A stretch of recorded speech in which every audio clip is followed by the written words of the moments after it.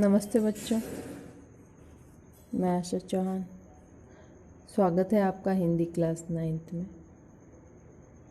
बच्चों, अपन पढ़ रहे थे आपकी व्याकरण पुस्तिका से अलंकार। अर्थालंकार अपना हो चुका है, शब्दालंकार हो चुका है और अभी अपन पढ़ रहे थे अर्थालंकार, जिसमें से अपन ने उपमा और रूपक अलंकार पढ़ लिया है। उपमा में क्या होता है? उपमेय में और उपमान में समानता बताई जाती है। क्या बताई जाती है? समानता। फिर से सुनो।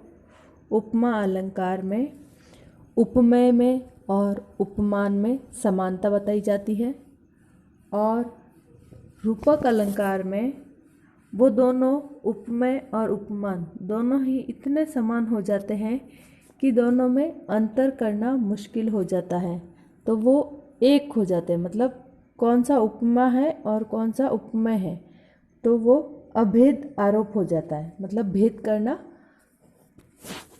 जो है भेद करना मुश्किल हो जाता है, तो वहाँ पे रूपक अलंकार होता है। अभी अपन पढ़ेंगे उत्प्रेक्षा अलंकार। तो चले पढ़ते हैं उत्प्रेक्षा अलंकार। जहाँ समानता के कारण उपमेय में संभावना या कल्पना की जाए, वहाँ पे उत्प्रेक्षा अलंकार होता है। बस तीनों में एक ही शब्द का अंतर है। एक में समानता बताई जाती है, एक में दोनों इतने समान हो जाते हैं कि पहचानना मुश्किल हो जाता है कि उपमेय कौन सा है और उपमान कौन सा है। और उत्प्रेक्षा में कल्पना की जाती है। उपमेय में और उपमान में कल्पना या संभावना जो है वो की जाती है। दोनों वस्तुओं में समान धर्म होने के कारण ऐसी संभावना की जाती है। संभावना करने के लिए कुछ शब्दों का भी प्रयोग किया जाता है, जो उत्प्रेक्षा वाचक शब्द कहे जाते हैं।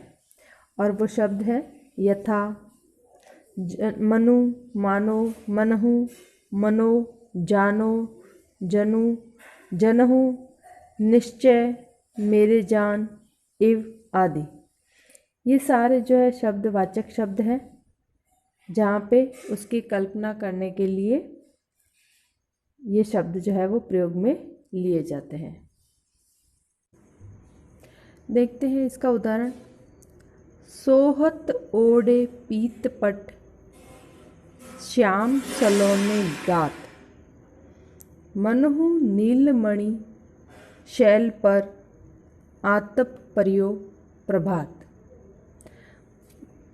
बच्चों, ये दोहा जो है कृष्ण भगवान से संबंधित है कि जब सांवले सलोने कृष्ण भगवान जो सांवले रंग के हैं, जब वो पीले वस्त्र पहनते हैं, अपने शरीर को पीले वस्त्र से ढक लेते हैं या ओढ़ते हैं, तो ऐसे लगता है मानो, कल्पना की जा रही है इसलिए यहाँ पे मानो शब्द आया है, मनहु।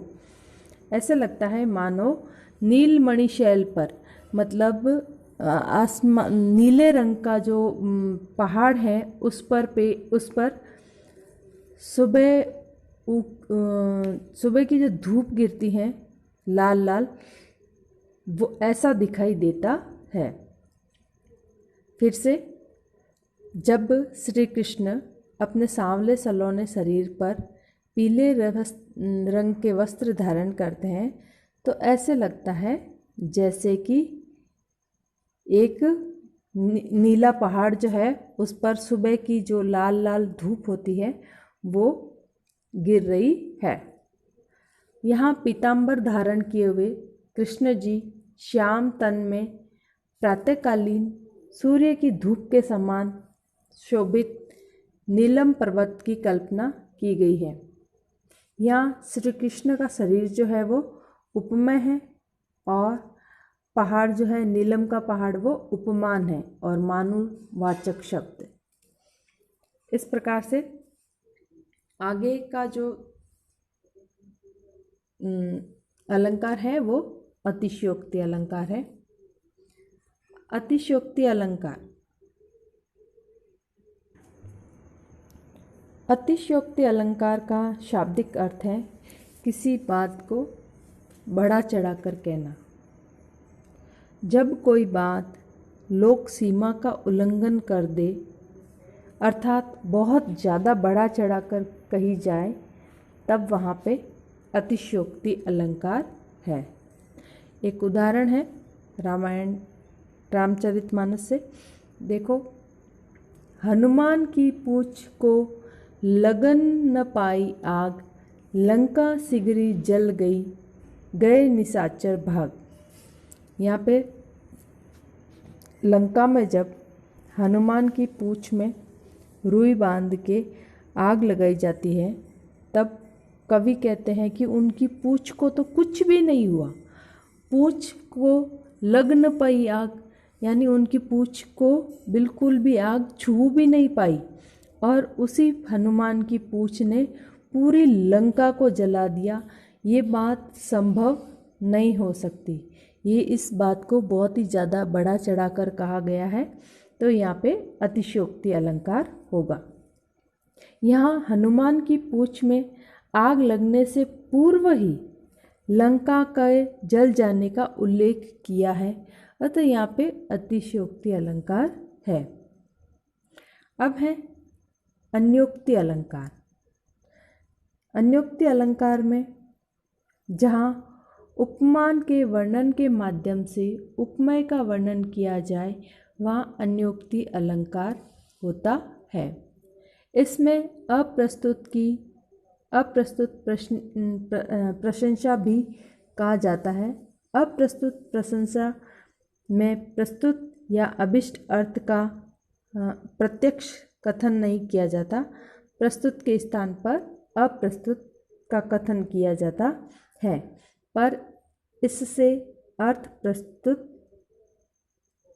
का ही लिया जाता है।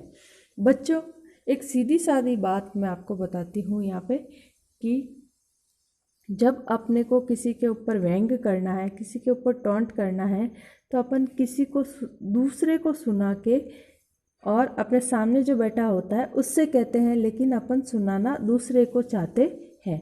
तो ये जो इस प्रकार का उदाहरण यहाँ पे है अन्योक्ति अलंकार में कि माली आवत देख कर करियन करी पुकार, फूली फूली चुन लिए काली हमारी बारी। यहाँ पे माली, कलियों और फूलों का कथन लिया गया है। ये अप्रस्तुत है और प्रस्तुत अर्थ है काल, युवा और वृद्ध। काल को आता देख करके युवा कहते हैं कि ये वृद्धों को ले जा रहा है, कल हमारी भी बारी आएगी। आगे का अलंकार है मानवीकरण अलंकार। मानवीकरण अलंकार में निर्जीव पदार्थों पर मानवीय क्रियाओं या भावनाओं का आरोप किया जाता है। वहाँ पे मानवीयकरण अलंकार होता है। निर्जीव जो वस्तुएं होती हैं, निर्जीव चीज़ें होती हैं, उनको मानव के जैसी क्रिया करते हुए बताया जाता है। देखते हैं उदाहरण के माध्यम से।